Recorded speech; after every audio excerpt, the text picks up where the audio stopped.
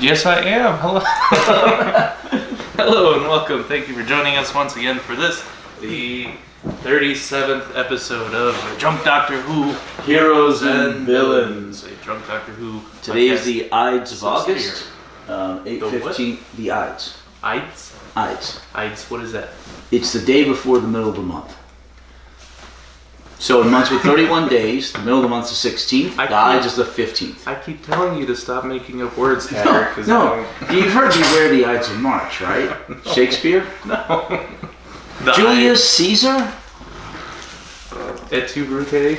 Yes, exactly. Okay. So seriously, Beware the Ides of March. That's the 15th of March. The month's having eyes. Ides. I-D-E-S. It's the only day of the month that actually has a weird special name. Alright, to the best of my knowledge. Alright, so 8/15/22, and we're doing Davros. First appearance, Genesis of Daleks. Oh, let me grab my binder. Yeah. Alright, not his last appearance.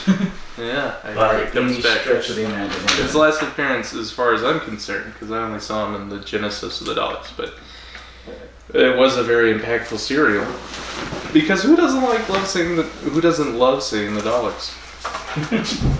And this we experienced the Genesis of the Daleks, all thanks to a little man named Davros. Right, old withered raisin of a scientist inside his little Electric boogaloo's. Electric chair that he moves around. Okay, his lower half of a Dalek pilots around. Okay, so much later on, the 12th Doctor is sitting in Davros's chair, and he's moving it around, and he goes, "Who's for Dodgems?"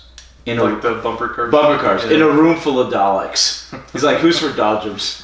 That's like a callback to the two Daleks that learned how to have fun.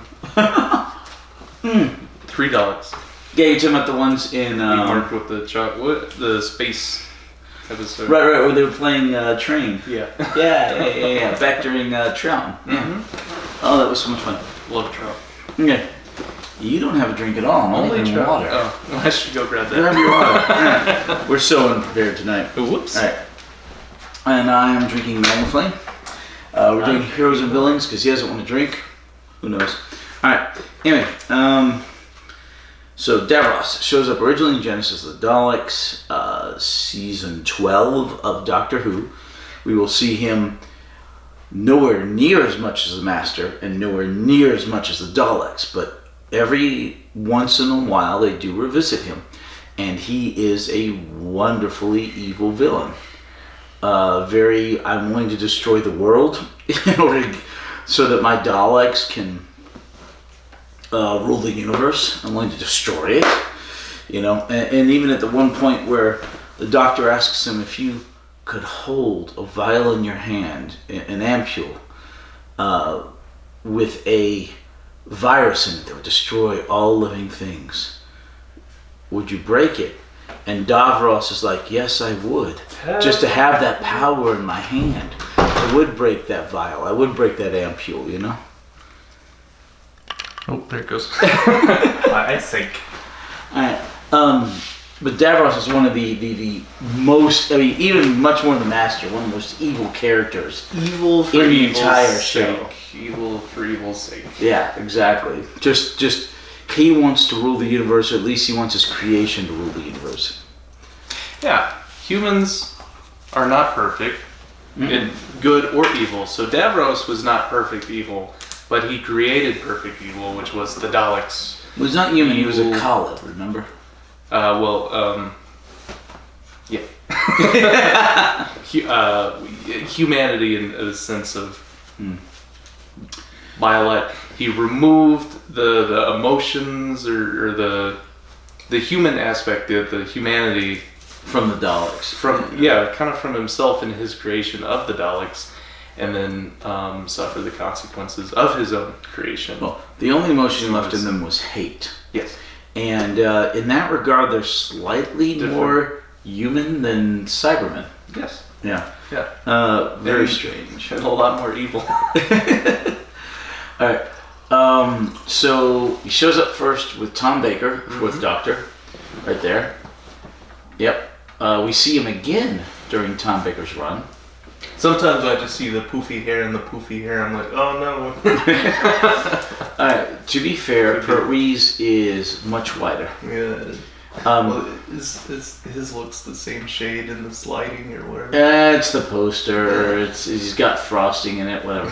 That frost you can put That's on it later. Yeah. They spiff him up. That's a post production. To be fair, he's still alive. Tom Baker. Thank you, Lord.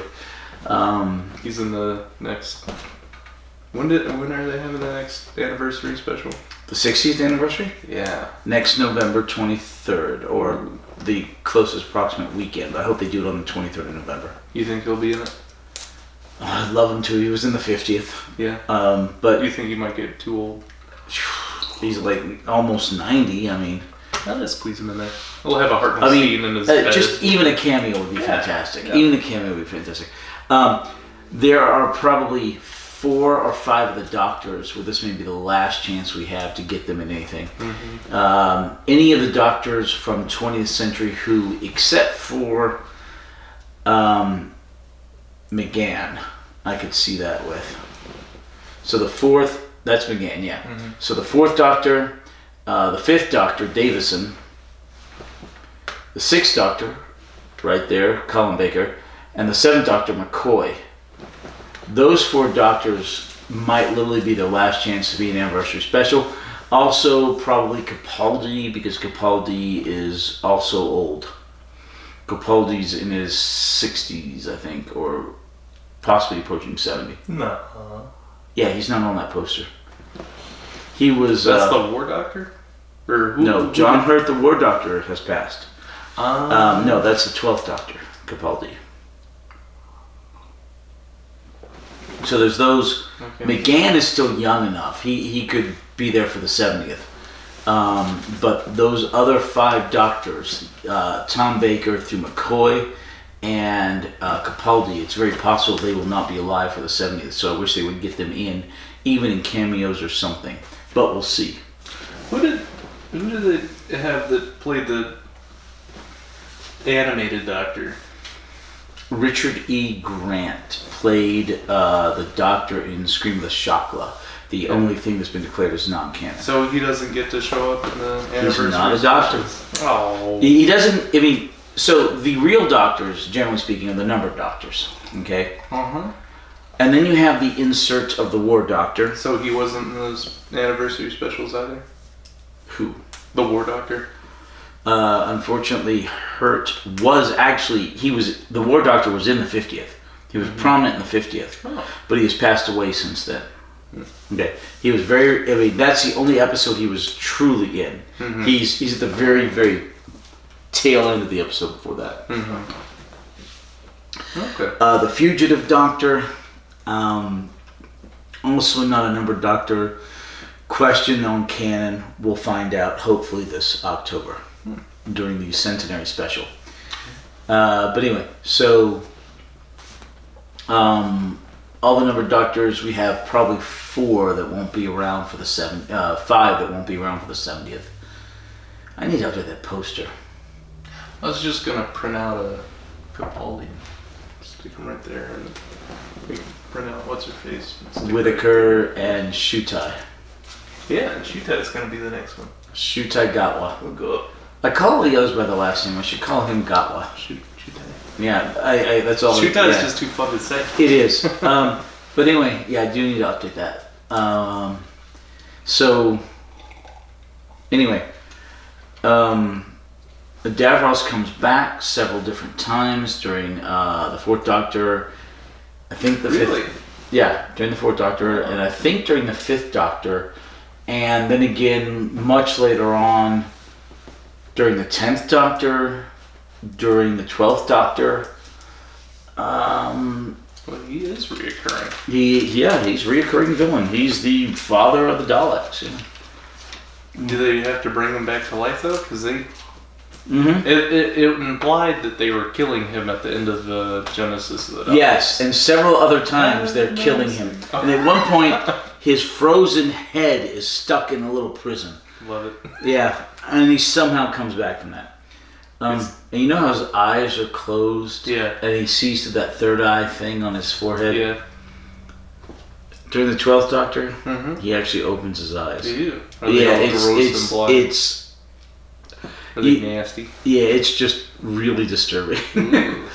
But anyway, his best serial ever, period, is Genesis of the Daleks. It doesn't get any better. Really? Yeah, although it was pretty good. To be fair, the Lost Planet. Oh, what's it called? Is it the Lost Planet? I mean, Genesis of the Daleks is the whole origin story. Right, and it's so really freaking good. It's just so good. The whole World War II aesthetic with the ballads. Okay, to be fair, The Stolen Earth and Journey's End, which is his serial with the 10th Doctor, it's literally it's almost as good as Genesis of the Daleks. It beats it out by just a notch, like a 10 to a 9, you know? It is really, really good, and he's in it, and it is just fantastic. I'm excited. Yeah. I have ways to go before I see that. But we'll get there in about 8 years. I have the Davros appearance coming up with Baker, apparently. I think so, yeah. That's cool. Tom Baker. Is that his last season? I'm excited to see Davros again.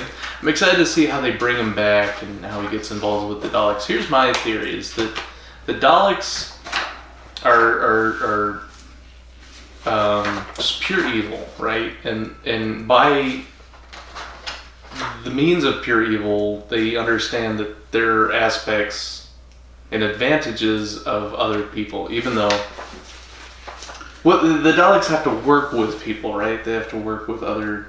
No, they try to kill everyone. Yeah, but they it's always a backstabbing, deadly alliance, and we use you as long as we need you, and then we'll kill you off. Right, much as in the Daleks master plan. Yeah. Destiny of the Daleks. Okay. Which is only 3 serials from now. Oh. Yeah. We need to finish off the Key of Time, and then it's the very next serial. Man, it's been so long since I've seen Daleks. Exterminate. Oh, we're dealing with the White Guardian and the Black Guardian and stuff. Alright. Man, we have so many cool villains we're covering with Baker. Do you have any questions about Davros? Questions? What do you think he was like when he was a baby? Was he like sweet? Wow! You had to ask that. He's like little baby Adolf. Okay. Can you ever look at a child and be like, he's going to be evil? Well, he's got a little mustache and a swastika on his shoulder. No. Okay. So that little baby Davros with his third eye. The Doctor, the 12th Doctor. Yeah? Runs into Davros. That's actually the thing. As a kid. Yeah? And saves him. Why would he do such a thing? Because he's a kid and hasn't committed all those sins yet. But he's going to... Correct. In saving him, he's killing millions and millions of other people. Correct. But the Doctor runs into that... Okay. This is such up your backside, self-serving fan stuff, right? But he runs into a young Davros in a landmine field. A hand minefield. Where these hands come out of the ground and drag you under. Oh. You ever seen Drag Me to Hell? Yeah. You seen the movie Drag Me to Hell? I don't think so. It's a good movie, but it's not worth putting on the list. Like the hands in the labyrinth. These hands come out of the ground and they grab you and they drag you under. Anyway, so the Doctor finds this little kid in this hand mine field. And he asks the kid's name, the kid says Davros. And he says, alright, bye-bye. No, he should have. But the Doctor goes through a moral dilemma, because it's just a kid. The Doctor does this moral dilemma and ends up saving Davros as a kid and setting up in motion all the events that led to Davros killing everyone. So where does that play into the whole... I can't believe you asked that question. I was just making a joke. Every time you make a joke, it's actually already happened. You know that. I feel like the problem is Doctor Who's a little too complex at this point. I can't make a joke with, oh, that actually happened in this season. And that. 60 years, man. 60 years. It's a little too convoluted at this point. Okay. But where does that play into the whole fixed points in time? Like, couldn't he rescue him and then abduct him and take him on the TARDIS? There are some fixed points in time that can't be changed. Oh. And there are a lot of points in time that can be changed. And they vary depending on the plot that week. Okay. So there's a famous short story about a guy who went back in time and he found himself on the evening that Abraham Lincoln got shot, right? And he's running around telling everybody Lincoln's going to be shot, save him. Yeah. And he can't stop Lincoln being shot. But that made the guy famous when he was warning about it. So his family got famous, so his family got rich off that fame. And when he went back to our time, he was rich. So you can't change the big things, but you can change the little things. Huh. And that's kind of the idea about Doctor Who. You can go back in time and change the little things, generally speaking, but you can't change the big things because the big things are fixed points in time. The divergent timelines always feed back into a main... Unless some alien creature is feeding off your misery and makes you turn right instead of turn left. We'll get to the episode Turn Left later. Weeping Angels? No. It's an unnamed creature, that big giant beetle that sits on your back and feeds like off the invisible spiders that they had. Where did they keep the spiders? I think it was on the Planet of the Spiders? Yeah, the invisible spiders. It's actually kind of like that, yes, from the last serial of Pertwee. It's like that, but it's in the modern stuff. Okay. Fun. And you have a companion, and this thing gets on her back and makes her turn right instead of left, and so the entire world changes. And then they have to work to change it back to where it should be. Too convoluted at this point. I think they're out of ideas. Wibbly wobbly, timey-wimey stuff. Yes. Yeah. Alright. So what's your favorite serial, Davros? I think it's a toss-up. I think I might have to go with Genesis of the Daleks. Mine too, but just by a notch. Within the top two. Only seen them one. Alright. Okay. We'll see you in just a moment where we will do the Zygons. Zygons.